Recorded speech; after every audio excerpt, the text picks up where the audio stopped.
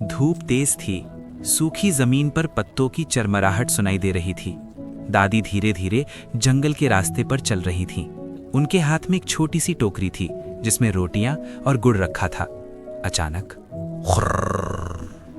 जमीन हल्की सी कांप गई। दादी रुक गई। उनके सामने झाड़ियों के बीच से एक बड़ा शेर निकला।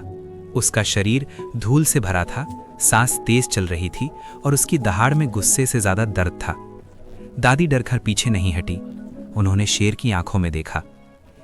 अरे बेटा, दादी ने कांपती लेकिन नर्म आवाज में कहा। इतना गुस्सा क्यों है? शेर ने दहाड़ना बंद कर दिया। वो हैरान था। कोई इंसान, वो भी इतनी बूढ़ी औरत, डर नहीं रही। शेर ने अपना पंजा उठाया। उसमें कांटा घुसा हुआ था, खून रिस रहा था। दादी समझ गईं।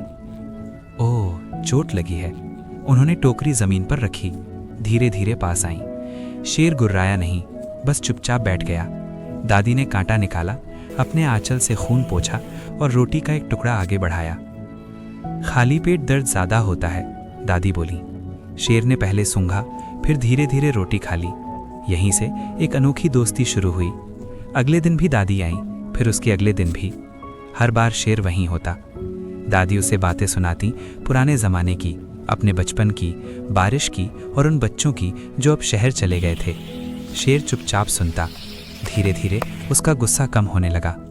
वो शिकार नहीं करता था जब दादी आसपास होती। दादी ने उसका नाम रखा शेरा।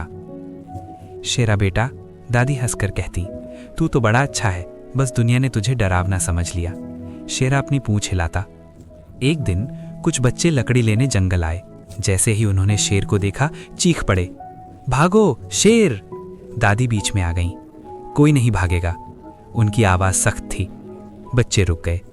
दादी ने कहा, ये शेरा है।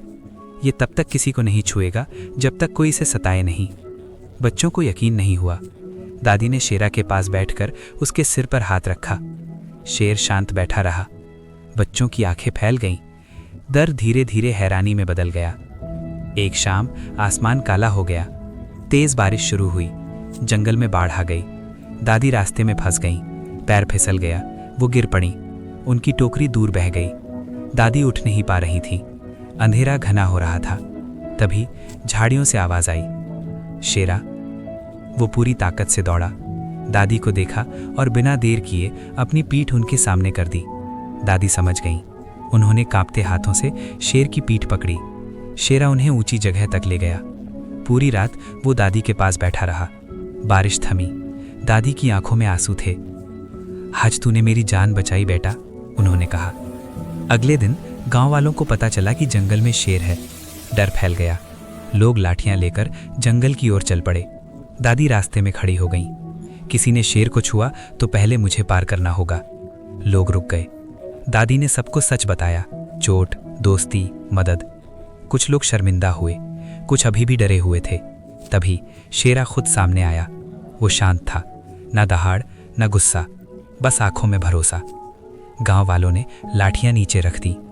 उस दिन के बाद बच्चे जंगल में डर से नहीं, समझदारी से जाते। कोई पत्थर नहीं फेंकता, कोई जानवर को छेड़ता नहीं। दादी और शेरा अब जंगल की पहचान बन गए। एक सुबह दादी देर से पहुंची। शेरा इंतजार करता रहा। फिर गांव का एक बच्चा आया। दादी अब चल नहीं सकती, उसने कहा, पर उन्होंने ये भेजा है, रोटी और गुड़। शेरा ने आसमान की ओर देखा, चुपचाप बैठ गया। उस दिन पूरा जंगल शांत था। जो डरावना दिखता है, जरूरी नहीं वो बुरा हो। दया सबसे बड़ी ताकत है। दोस्ती उम्र या शक्ल नहीं देखती, समझदारी से डर खत्म होता है।